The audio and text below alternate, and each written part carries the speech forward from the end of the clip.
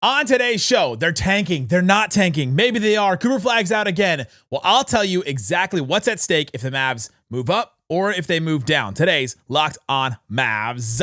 This is Cooper Flagg, and you're listening to Locked On Mavs. I think that's a good question. Good morning, Isaac. All these changes, I still got my dog, Dwight Powell. You are Locked On Mavs, your daily Dallas Mavericks podcast. No one's dying. Part of the Locked On Podcast Network. Still can't leave. Your team every day. And welcome. You are locked on to the Dallas Mavericks, your team every day. My name is Nick Angstadt, media member covering the Mavs for over 10 years. Today's episode, I want to talk about what's at stake for the Dallas Mavericks for the rest of the season. I don't think they're tanking. And so let's talk about the difference between if the Mavs stay exactly where they are in the tank lottery, if they move down, like they go to 8, 9, 10, if they go to 5, 6 and rise up in some way, the difference between the players the Mavs could get, the quality of players. What does it mean for Flagg's Rookie of the Year? We'll get into all that and a couple other wrinkles, but let's start here. I don't think the Dallas Mavericks are going to actually tank. It may be hard for them to actually tank. You would have to sit a bunch of guys and you would have to, you sit Cooper Flagg, but Cooper Flagg is already out with his foot injury. He was out against the Pacers. The Mavs still won that game. He's going to be out against this Nets team if the Mavs ever do play this game.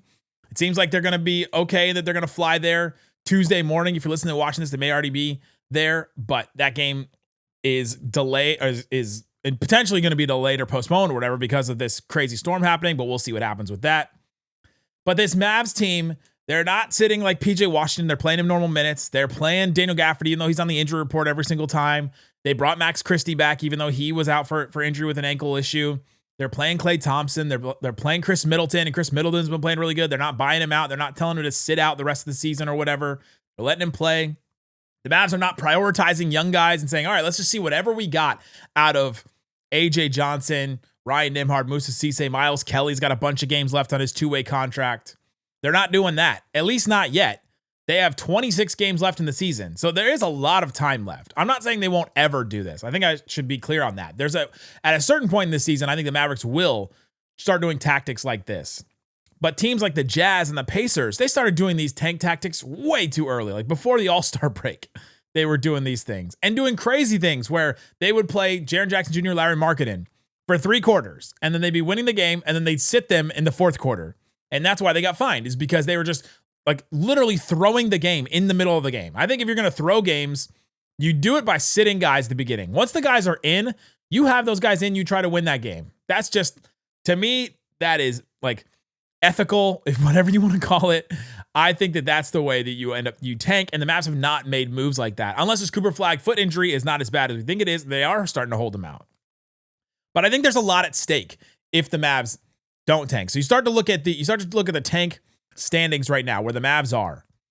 The Mavs right now, I think there's a couple different tiers, and I think the Mavs are in tier 4. There's Sacramento. They're 12-46. They've lost 16 games. They probably will lose again tonight. I'm recording this before they play on Monday night. They'll probably lose again. They're just a different level right now. They're 3 games up on the Pacers and the Nets and the Pelicans right now, who are in the next tier. They've won 12 games, and they've tried to win games this season. That's absolutely insane. So you got that tier. Then you have the next tier of the Indiana, Brooklyn, New Orleans, Washington. They're all about 15, 16 wins. And at this point, you kind of look at the wins, and you go, all right, well, let's see where we are. And if team starts winning a bunch of games, then you kind of fall into a different tier to me. It's because the losses are going to come for these teams, right? You're talking about 41 losses to 15 wins for like the Nets. That's the next tier. Then there's Utah. I put them in a tier in their own. They're 18-39. They're in the 6th spot in the lottery. And then there's the Mavericks and the Grizzlies. They've got 20-21 wins. I think they're in their own tier. And then there's Chicago and there's Milwaukee. And they both have 21 wins. And Chicago is falling fast. And Milwaukee is actually trying to win games still. And so you've got these tiers lined up. The Mavs can definitely get into the 3rd tier. They can get to that 6th spot with the Utah Jazz if the right things go their way.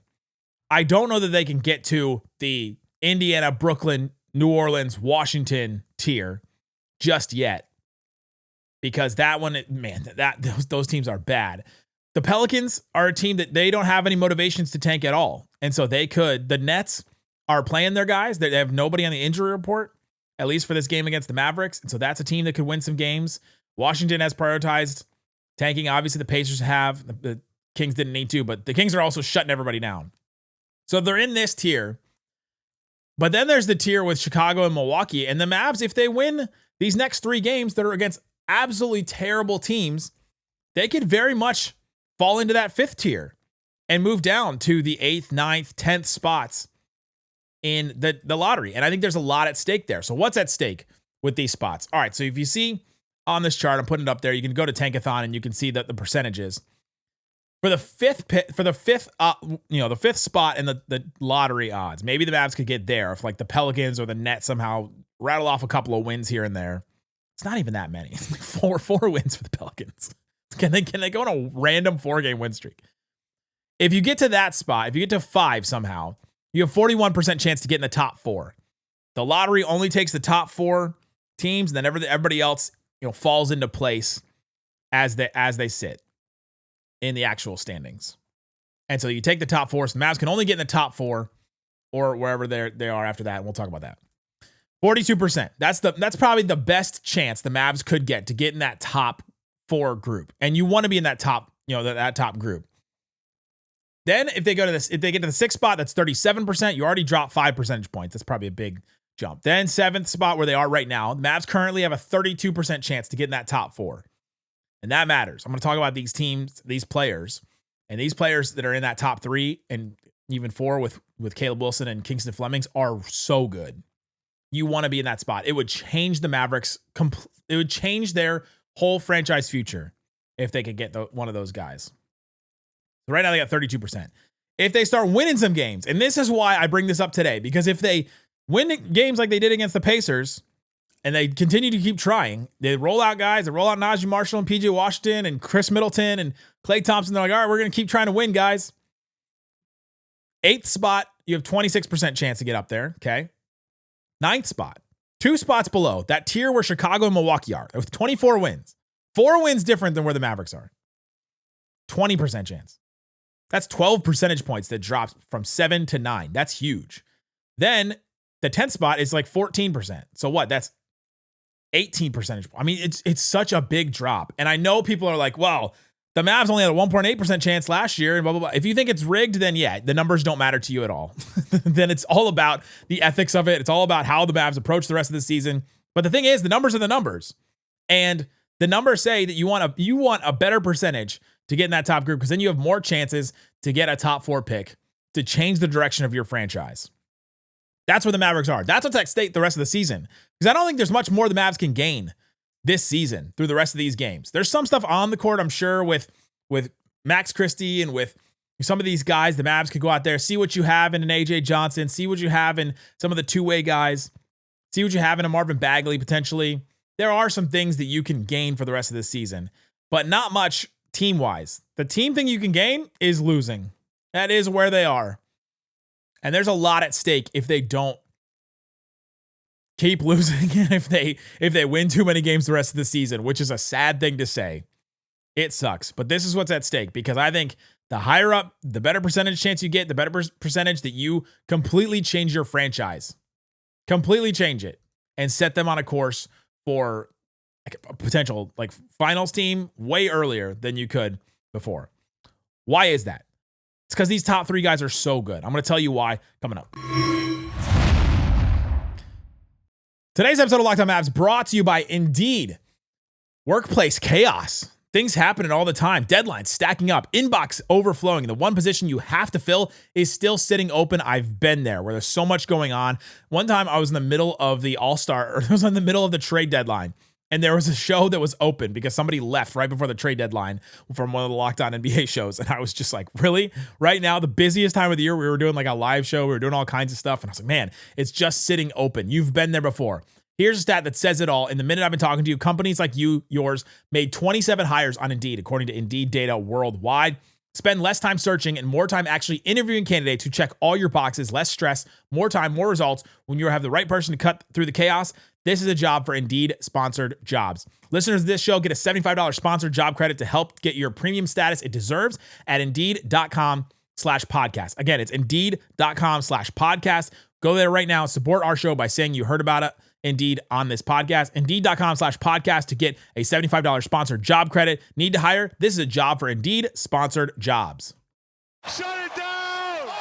Let's go home! Thanks for hanging out with us on Locked On Mavs, being part of the show, part of the Raccoon Squad. That's what we call our listeners, listening every single day. We appreciate you for checking out the show. We have the Everydayers Club. LockedOnMavericks.supercast.com. If you want to avoid the ads, but you don't want to have to click the button, you subscribe to that. $5 a month or $50 a year. It helps support the show as well. You get access to our Discord, access to national bonus content, access to Locked On Network merch, things like that you can get there. And so check that out, the LockedOnMavericks.supercast.com. Links in the description or the QR code. All right, Isaac, let's get into some more about what's at stake for the Mavericks. So I talked about the percentages. I talked about where the Mavericks are, what tiers, like the distance. There's not a big gap between the Mavericks, the Bulls, and the Bucks, the Grizzlies even, or even the Jazz. It is not a big gap. The Mavs have 26 games left. They have the 12th hardest schedule, so that's good for the tank if you want to look at it that way. Washington and Indiana actually have some of the hardest schedules, which is good for them. Memphis, Chicago, and Milwaukee are about the same schedule-wise as the Mavericks, at least strength of schedule, like teams winning percentage. Sacramento actually has like one of the easiest schedules the rest of the way, which I find hilarious. I don't think they're going to make it look easy. But let's talk about these guys in the draft. We've talked about them here and there. Isaac has done a bunch of draft shows. He's really giddy about this draft right now. Not Josh, just normal giddy about. The top three: Darryn Peterson, Cam Boozer, AJ Dybantsa. There's been a lot of talk about it. Darryn Peterson, if he likes basketball, and he's asked out a couple of games. He's sat out some games that the team thought that maybe he would play. There's been some weird things here and there. I don't know what's going on with it. I've heard a bunch of different things about it from different people. The thing about Darryn Peterson, he is dang good. He is so good. He is Anthony Edwards with a jump shot. And Anthony Edwards was the number one pick in his draft. That's what Darryn Peterson is. He's absolutely incredible. And he's playing with these soft muscle tissue injuries right now where his lift isn't the same as it is. He is like a slashing, get to the rim, but can also shoot from anywhere type of guard. 6'6", absolutely incredible. This is a player that would like fundamentally change your franchise. He's absolutely incredible. 6'6" with a 6'11" wingspan. He's going to be 19 at the time of the draft. This is a sentence: a powerful downhill scoring guard with advanced shot-making instincts, the upside to become a primary offensive initiator at the NBA level. Incredible. 3-level scorer, changes your franchise completely. Adds that level of guard scoring the Mavericks haven't had. Adds another pick and roll threat with Cooper Flagg. Would completely change everything. Could be better than Cooper Flagg. I would say that about all three of these guys. They could be. I'm not saying they are right now or are going to, but they absolutely could be. Then AJ Dybantsa.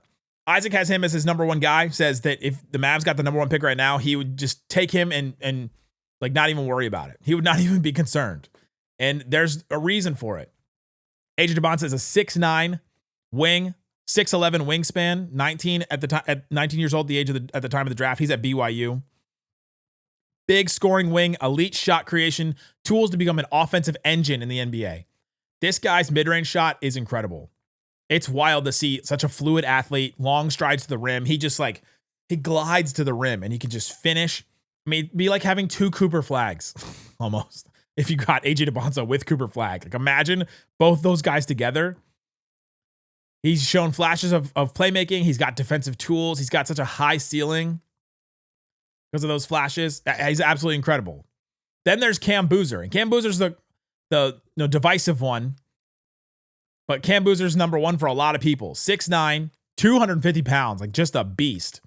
Reported 7-foot wingspan. He's going to be just under 19 years old. He's 18 right now. He's going to Duke. A polished, physically mature forward whose game is built on feel, production, offensive versatility.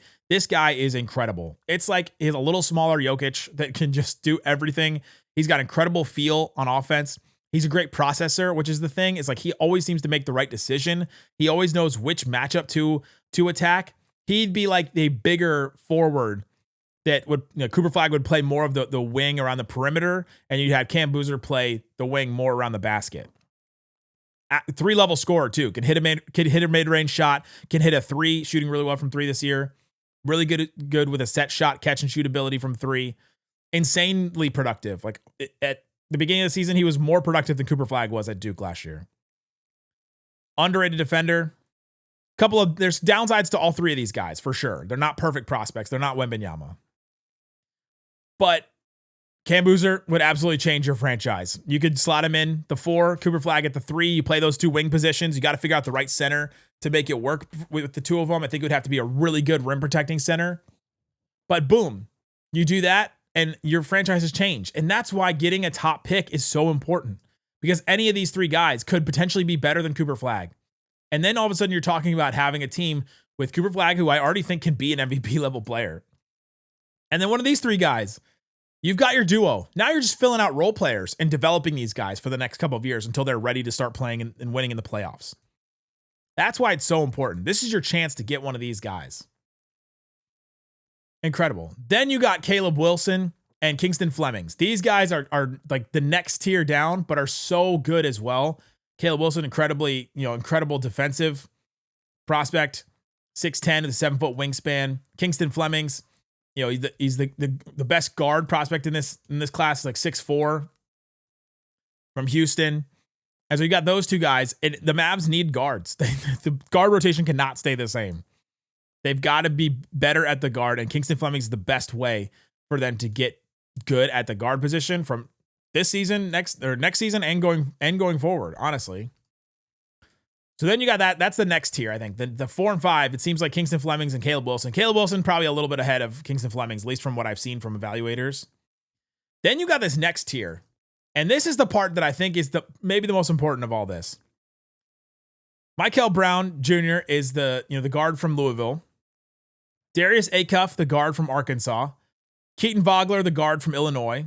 Labaron Philon, the guard from Alabama. Then you've got some other guys that have thrown in there, like No Ceilings has the big from Kentucky that I'm not really looking at because he's not playing games. Some people have Nate Ament, the wing from Tennessee, up there. Some people have Braden Burries or the guard from Arizona. But anyway, everybody has Brown Jr., Wagler, Acuff, Philon. If the Mavs win too many games and fall out, like let's say they fall to the 10th spot in the lottery, they've got a 19% chance to get to 11. You fall to 11 in the actual draft, you're missing out on all those guards. Just missing on all of them because unless somebody crazy rises up, which can happen, you're missing on all these guys. And this is a great string of guards. Everybody's been talking about these guards. The Locked On NBA Draft with No Ceilings guys have been talking about this group of guards, talking about how special they are. Somebody's getting an all-star in one of those guys. Kingston Flemings, Mikel Brown Jr., Keaton Wagler, Darius Acuff, Labaron Philon. And if the Mavs fall out and completely miss on all these guys, or let's say they even get to 10, then you have a 66% chance to go to actually just stay at 10 in the lottery. And let's say all of them go ahead and you're stuck with like a Nate Ament or somebody. You don't get any of these guards. That's what's at stake to me. And so I think there's a drop off for the top 9. And so you cannot, where the Mavs are right now, they only have a 1% chance to be in 10th, to draft 10th. 34% chance at 8, which is great. You get your pick at least one of those guys, or at least 2 of those guys. I think that's what's at stake between all those guys. I like Mikel Brown Jr., the guard from Louisville. I like him. Isaac loves the Wagler kid from Illinois. Seen a lot of people. Acuff just almost put up 50 the other night. I've talked to an agent that really loves Philon, really thinks that he would be really good for the Mavericks. Flemings is the best guard that everybody has seen in this draft, besides Darryn Peterson. It's crazy, this class. And the Mavs need to get a good pick in it because this is your shot. The Mavs don't control their draft for the next 4 years after this one. Coming up, how does tanking or not tanking affect Cooper Flagg's Rookie of the Year? Because the gap is kind of closing and the Mavs they're not playing him. What's up with that? Coming up. Today's episode of Locked On Mavs brought to you by FanDuel. Ever wanted to experience the NBA Finals live and in person? Well, we did. FanDuel is giving you the chance to turn that dream into a reality with their NBA sweepstakes. Here's how it works. Use your profit boost on any NBA future. You'll automatically be entered for a shot to win an NBA Finals trip for 2. That's right, flights tickets, the whole experience on FanDuel. So go check out NBA futures. You've got the rookie of the year. I'm about to talk about it a lot. Cooper Flagg minus 450. So if you bet $100, if you bet $450 on it, you could win $100. So not very good odds for you, the person putting money down, but that means they really think Cooper Flagg is going to win. Concanipple plus 300. The gap is closing between the two of them. You put down 300, you put down $100 and you can win $300. So that's better odds for you. VJ Edgecombe plus 7,500. Those odds are insane. Doesn't seem like he's going to get anywhere close. Visit FanDuel.com to get started. Use your profit boost on an NBA future and get entered for your chance to win a trip to the NBA Finals. Play your game with FanDuel, official sports betting partner of the NBA. Shut it down! Let's go home! All right, Isaac, we're talking about the Mavs, and if they're tanking, not tanking, I don't think they're tanking. I think Cooper Flagg's actually hurt. I think they're being very cautious and about holding him out. But Cooper Flagg staying out is the only reason that they could be tanking. Keeping out Kyrie Irving, I guess, could be trading Anthony Davis, could be seen as a tanking move. I don't think it was. I think it was more of a financial flexibility thing. Kyrie Irving, I think it was more of it just makes sense for all parties involved. And maybe one of those reasons why it makes sense is because of tanking, sure. But I don't think it was a soul like Kyrie Irving said, hey, I want to come back. And the Mavs were like, no, we're actually tanking. You sit down. That's what it would have been if it was a tanking move to me. Cooper Flagg's rookie of the year. So he could still win rookie of the year if he doesn't play another game. It's not likely, but the 65 game rule that you've heard about for NBA, NBA awards for like all NBA and MVP, that does not apply to rookie of the year. And so he could still win even if he doesn't play. The problem is Concanipple is so good. Concanipple's already played 8 more games than Cooper Flagg. And it's probably going to be 9 tomorrow. That's a lot. And his stats are almost the same across the board, counting stats wise. Like Concanipple is 1 point behind, 1 rebound behind, 1 assist behind, same turnovers. But all his shooting percentages are pretty high up there. 43% on 8 threes a game. Last I checked, he was leading the NBA in total made threes. Like leading the NBA, not just rookies. Leading the NBA in total made threes. Absolutely incredible season from Concanipple. We cannot look past how good he has been. Oh, this is just rookies. I was like, there's no way he's that far. There's no way he's that far ahead. Yeah, Concanipple still leading the NBA, 198 total made threes. Donovan Mitchell is number 2, 189. He's got 9 more threes than the next highest guy on the list. Steph Curry, 175. He's played less games, obviously. Dante DiVincenzo, 177. So if the Mavs do tank and they sit Cooper Flagg out, because I think they could, if they keep holding him out, then I think his rookie of the year is definitely in question. The more that gap widens between the amount of games that Cooper Flagg has played and the amount of games that Concanipple has played, I think the more likely it is Concanipple wins the rookie of the year. The Hornets have been this kind of like fun league pass team that people have been very excited about. The problem is the Hornets are 27-31. Mavs are 20-36. It's not like they're not like that. That's not that big of a difference between the two teams, really, in the aggregate. And team success really doesn't play that much into rookie of the year voting, at least from people that I've talked to. So is Cooper Flagg's rookie of the year at stake if they tank? If they sit him the rest of the season, yes. So that's one thing that's at stake. So if you want to sit Flagg the rest of the season, then he may not win rookie of the year, depending on how much that matters to you or not. The other small thing that maybe small, maybe not small, that I think could be at stake for the Mavericks if they tank or if they don't tank is this culture of losing. This is something we've seen randomly from teams, and it's something I think the Mavericks have really tried to avoid. They've had now they've had 3 seasons now where they've been tanking at the end of the season recently. And you're probably sick of hearing about it. I'm probably sick of talking about it. It just keeps happening again and again. But there's this culture of, all right, we're just going to get stuck in this rut. The Pelicans, the Wizards, the Jazz right now, the Grizzlies at times. Like the Grizzlies, since they've had their crazy injury seasons. I mean, the Bulls have had this culture of not losing, just being mid. The Kings, obviously. There's this culture of losing over and over again, where you're just stuck. The Hornets have been incredible in this, the last couple months, they still have an under 500 record. They're still just barely in 10th in the East because they had a culture of just losing over and over again. And I think that could be at stake for the Mavericks too. Because you don't want to set your rookie up to be like, all right, well, this is what it's like. This is what it's like in the NBA. Your role players just, all right, let them lax. It doesn't matter what the coach says. That could be at stake. I don't know how as a coach you try and manage that, but I think Jason Kidd has tried to push these guys, and that's one of the reasons why he always tries to win these games.